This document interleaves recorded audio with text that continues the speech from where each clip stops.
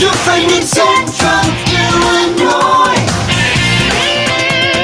WHOW. Top of the morning. Thanks for being with us. I'm your host today, Seth Lawrence. The WHOW Morning Show streams to Facebook and YouTube, brought to you by Peterson Insurance, your Pekin Insurance agent in Clinton. My guest on the phone today, Jack Myers with Social Security. Jack, how are you, sir? Doing well, Seth. How are you? Doing good. Thanks for making time for us. I know we're bumping up on the 4th. I appreciate you not hitting the road before getting a call in with us here for today. And with that in mind, Jack, let's dive into celebrating our country's independence with Social Security and just some general things about Social Security. How about that as we embark on this 4th of July? Yeah, so just hope everybody has a safe 4th of July holiday weekend. I know lots of people out there traveling, so just be patient and careful on the roadways. But as we think about Independence Day and 4th of July, I kind of thought I'd try to tie this into financial independence and the financial independence that we all hope that Social Security retirement benefits will bring one day. It's been close to 90 years now that Social Security programs have been helping people create financial independence. And so if you're approaching retirement age, or even if you're decades from retirement age, there's a pretty good chance that Social Security is important to you. And I encourage you to take a look at your Social Security information. My mantra, if you will, is always that it's never too early to start thinking about that kind of stuff, to start thinking about your future. And we have some good tools to help you do that. So if you go to ssa.gov, that is our official website, create your own My Social Security account once you're there, and then you can start looking at what your future retirement benefits will be. But Seth, unfortunately, not everybody makes it to retirement age before they need Social Security. Sometimes people become disabled, sometimes they pass away, and in either of those cases, Social Security can help. We have disability benefits that we offer. We have survivor benefits for minor or disabled children and surviving spouses. So if you take a look at that My Social Security account, you can see not only what your future retirement benefits will be, but you could also get an idea of what you might qualify for if you were to become disabled, and then what your family members could qualify for you if you passed away. So really good planning tool, really good thing to think about as you're trying to get your ducks in a row, if you will, for your financial future. Sure. One of the things about Social Security, Jack, is so many services have gone online over the years. I know in our many years of getting to chat that we've highlighted a lot of those things. What are some things that folks can do online that would save them some time from having to visit a Springfield or a Bloomington or a Champaign, those types of places to get into an office to see somebody? Yeah, that's a great question, because you're right. There are a lot of things that you can do on the website if you have that My Social Security account. Some examples would be you can request a replacement Social Security card. Whether you're receiving benefits or not, a lot of people need Social Security cards. So you can get that replacement through your My Social Security account if you don't need to change anything. If you've just misplaced your card or something and you've got a state ID or driver's license, you can get a replacement ordered right through your My Social Security account. You can get a verification letter. So if you're getting benefits either from SSI or Social Security, and somebody needs you to show proof of how much you get from Social Security or SSI, you can get that letter in real time within your My Social Security account. Log into your account, pull up the letter, save it, print it, do what you want with it, but you can get it instantly. You can also start or change your direct deposit if you're getting Social Security. You can't do that as an SSI recipient online, but you can do it online through your My Social Security account if you are getting Social Security benefits. That's something that you can't do over the phone anymore. So having that access to do that on the website is a really good thing. If you want, you can also generate a security PIN through your My Social Security account that would enable you to do that over the phone with us by calling. So again, an advantage of having access to that My Social Security account. You can change your address if you get Social Security. You can get a replacement 1099 for tax purposes if you get Social Security benefits. You don't need that for SSI because SSI benefits aren't taxable, but it is something you'll need when you go to file your taxes if you are getting Social Security. And something brand new that just came out, if you want to elect voluntary tax withholding, you can do that now through your My Social Security account as well. And Seth, that's so new, I didn't even have it in our rundown for today. How about that? That's a good one. That's a good one. Very good. Jack Myers, Social Security, my guest on the phone here this morning. Jack, let's parlay that into one of the more new ways to connect with Social Security is video conferencing and those sorts of things. Let's highlight that here this morning. How about it? Yeah, that's something that is relatively new, and we're always looking for ways to try to make doing business with us easier, and also ways to help it suit the needs of the individual who is needing to do business with us. So this video connect option is a way that you could set up an appointment with us to meet with us through the Microsoft Teams platform. So you would meet with us virtually, but still have that video face-to-face component of it. Basically, what you would do is when you schedule your appointment with us, you would just mention that you want to do it video through Microsoft Teams. There are certain types of things you can do that way. It's not something you can do, for everything. But examples of things you can do through this video option would be no change replacement Social Security cards if you're a U.S. citizen, date of birth corrections if you're a U.S. citizen. But then maybe more common things would be like benefit applications. So if you're applying for retirement or disability, you can do it that way. If you're receiving benefits through SSI and you have an interview for a redetermination, you can do that through video. If you have an overpayment that you're needing an appointment to talk about, that could be through video. If you're applying for Medicare, that could be through video. So there are a lot of options there. And again, what you would do is when you're scheduling that appointment with our 800 number, 800-772-1213, or with your local office, you would just mention that you want to do that through Teams. Basically, you're going to need some kind of computer, tablet, or smartphone with a webcam that has internet access, and an email address so we can send you the link and you can get connected to that meeting. It would be better if you have some proficiency with that. If that's something that's completely foreign to you and you've never done it before, this may not be the type of thing to start out with, but if you're pretty comfortable with it, it's a great option. Tell us about what we need to provide or have ready when we want to make those appointments, Jack.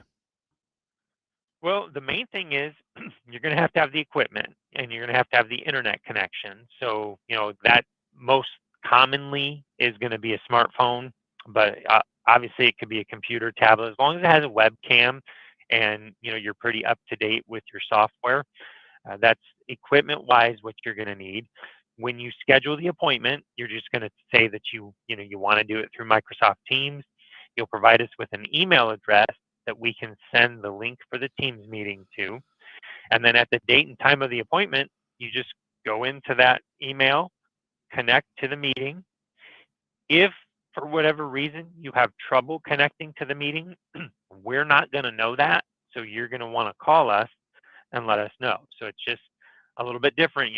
If we have a meeting scheduled with you and you can't connect to it, we don't get that feedback in real time. All we know is you're not there.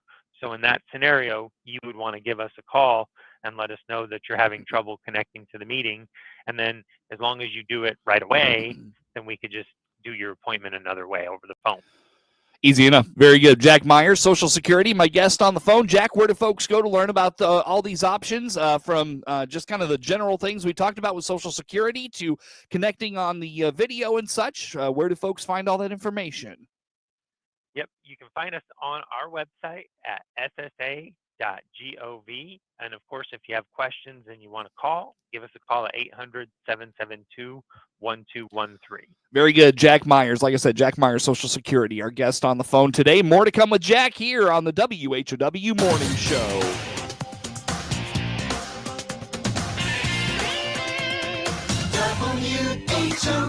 WHOW.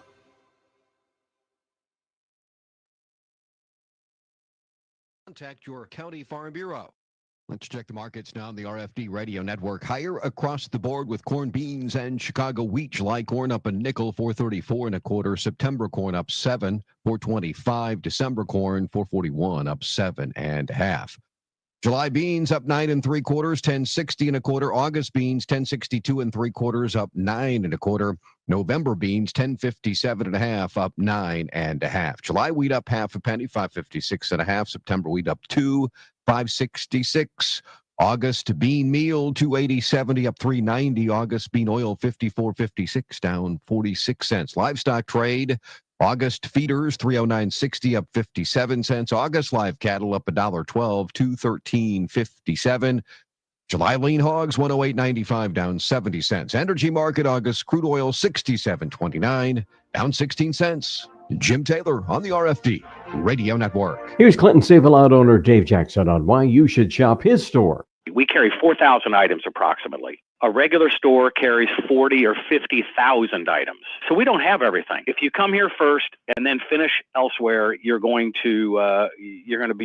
line is going to be happier. And with inflation that's been so out of control for so long, it's certainly going to help put a dent in that. Save up to 40% on your food bill every day at your Clinton Save-A-Lot. And as Dave always says, hope to see you soon. CEO Paul Skowron here from Warner Hospital and Health Services in Clinton. Call our family medicine clinic now to get your children's school physicals scheduled. We're accepting new patients of all ages. More info by clicking our icon at DeWittDailyNews.com. DeWittDailyNews.com is the area's leading local news source 24 hours a day, 7 days a week. Get the latest local news, obituaries, police blotter, weather forecast, and more. Head to DeWittDailyNews.com to get the local information you need to know. Your friend in Central Illinois, WHOW. Once again, good morning. Thanks for being with us. I'm your host today, Seth Lawrence. The WHW Morning Show streams to Facebook and YouTube, brought to you by Peterson Insurance. Your Pekin Insurance agent in Clinton, Jack Myers with Social Security, is my guest on the phone today. Hey, Jack, we talk scams a lot, and it comes up again here today. What do you have for us? Yeah, Seth. So we do unfortunately have to talk about scams a lot, but this one is a twist. Okay, so this one is a different type of scam than what we normally see. Recently, our Office of Inspector General issued a scam alert regarding remote job scams. So basically, what they were warning against was a growing scam involving fraudulent remote job offers that falsely claim to be associated with Social Security or other government agencies. These scammers are posing as hiring personnel or recruiters, and they're offering fictitious remote positions with the government, such as administrative assistant, claims processor, virtual benefits coordinators, and they've got pretty elaborate setups. You know, some of them are using fake Social Security email addresses, official-looking documents, spoofed phone numbers on caller ID, so you can't ever trust caller ID in that situation. And some of the things that they're asking for, Seth, is, you know, that they're asking for people's personal information, such as Social Security numbers, banking details, copies of your government-issued IDs, all things that you would normally associate with getting a new job, but these aren't real jobs. So, you know, when they get that information, then you're vulnerable to identity theft. Another angle that they're taking is sometimes they're telling people that you need to pay for training materials or computer equipment to get you set up, you know, as a condition of this employment. That, of course, isn't going to be true, but what they're trying to do is get your money from you. So just be very careful of that. You know, unfortunately, they're trying to exploit people's desire for remote work. And, you know, sometimes people really, really want that remote work and don't always necessarily think about the fact that, hey, this seems a little too good to be true. Sure. Well, let's dive into you know, some of the key warning signs for recognizing a scam and that sort of thing. I mean, you talked about the ways that these folks are identifying themselves and kind of swindling folks. What should we be on the lookout for, Jack? Yeah, so great question. You know, I think some of the times one of the most obvious things is, did you seek this or did it seek you, right? So if you're getting this unsolicited job offer through a phone call, text, email, social media, that's a pretty big red flag for this type of thing. Also, any kind of request for personal info or payment, the payment especially, I mean, I think it's probably pretty normal for people to, uh, it is, I don't want to say probably, it is absolutely normal to be asked for social security number and things like that with a new job. But payment, that's a little weird. You know, you're not going to get a government job and then be expected to pay for your training and your computer equipment. So that would be something to look for right off the bat. But then also that pressure. There's always a pressure component to these scams because they're trying to get to you before you can rethink it, right? They don't want you to talk to people and be alerted to the fact that, hey, this doesn't smell right. So if someone's trying to pressure you to act quickly with threats of missing out on the opportunity, that's a key warning sign to watch for too. A few things that you can do to protect yourself. Number one, just visit our website on scams. So ssa.gov/scam. You can report scams there, and you can just learn about all the different types of scams that we're seeing and hearing about. And then another thing you could do is you could verify Social Security Administration job openings through our official Social Security Administration career page at ssa.gov/careers. I haven't been on there lately, but I haven't seen a whole lot, and certainly I'm not seeing, a lot of remote job offers right now. So just be aware of that and be careful. Very good. Good stuff, Jack. Jack Myers, Social Security, my guest on the phone here for this morning. Jack, let's wrap things up today talking about guarding our Social Security card, and just kind of some reminders of where we need it, where we don't, just some basic stuff about our Social Security card. What do you have for us? Yep, it is important to guard that card, for your protection. We urge you not to carry it around.